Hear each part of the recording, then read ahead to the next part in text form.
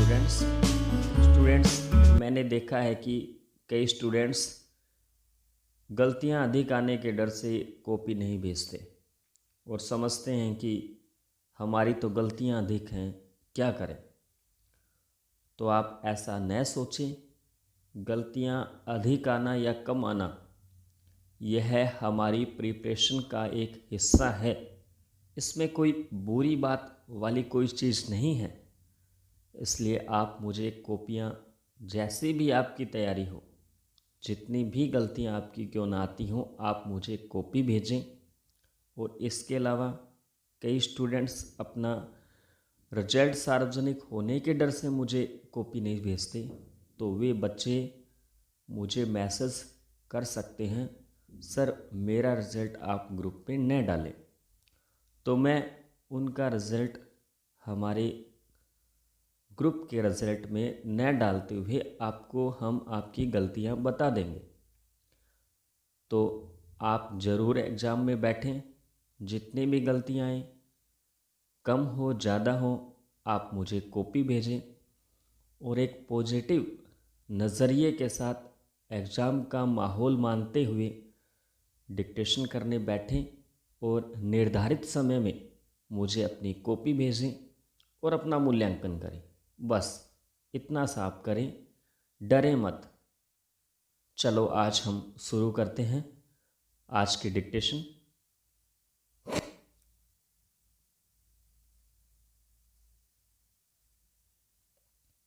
शुरू करें।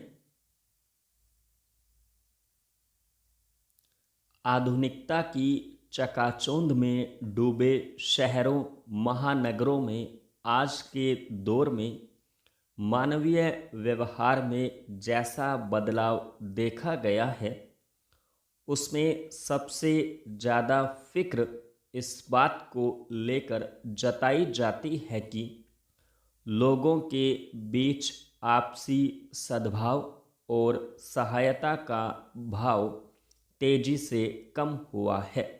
अक्सर ऐसी घटनाएं सामने आती रहती हैं जिनमें लोगों की उदासीनता या संवेदनहीनता की वजह से कोई घायल सड़क पर देर तक पड़ा रहा और समय पर इलाज न मिल पाने की वजह से उसकी मौत हो गई।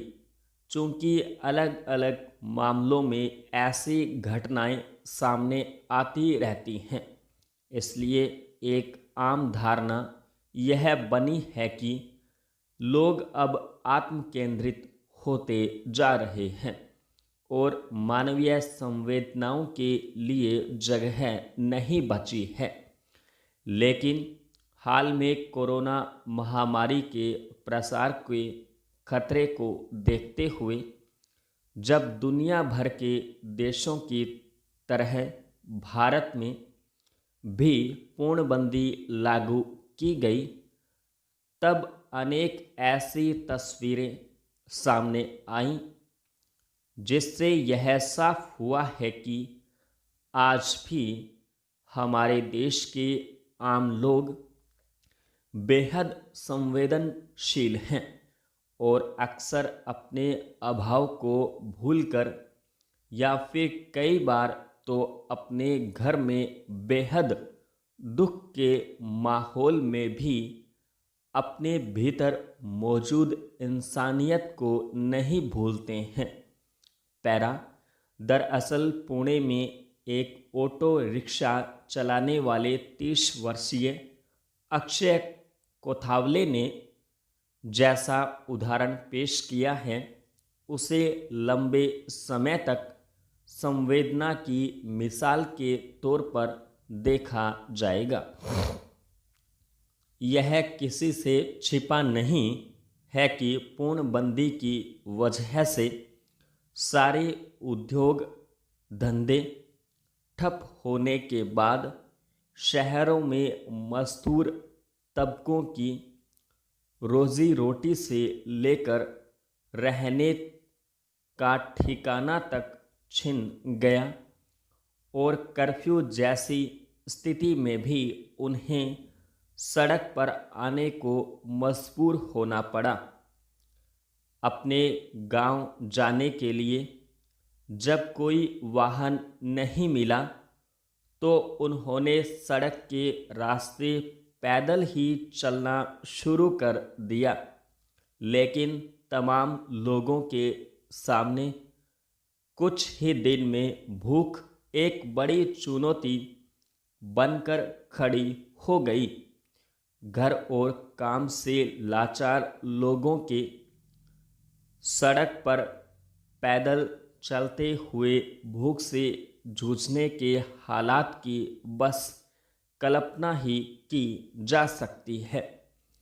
इसी त्रासद हालत को देखकर पुणे के इस ऑटो चालक ने अपने विवाह के लिए बचाए पैसे से सड़क पर मजदूरों को भोजन कराना शुरू कर दिया।